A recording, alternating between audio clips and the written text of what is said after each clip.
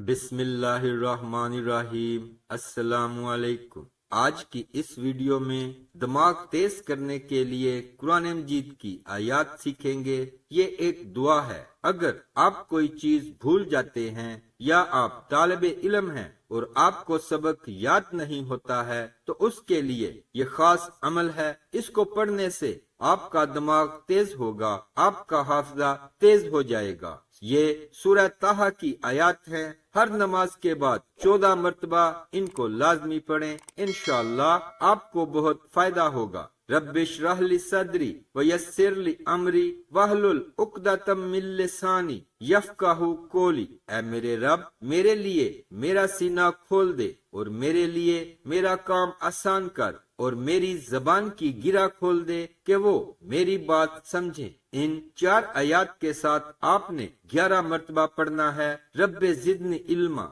रब्बे ज़िदनी इल्मा। ऐ मेरे रब, मेरे इल्म में इजाफा फरमा। अव्वल आखिर 11 बार दुरूद शरीफ पढ़ना है। इंशाअल्लाह आपकी दिमाग की कमजोरी दूर हो जाएगी और आपका हाफिजा तेज हो जाएगा। वीडियो अच्छी लगे तो लाइक कर दें और सवाब की नीयत से शेयर जरूर करें।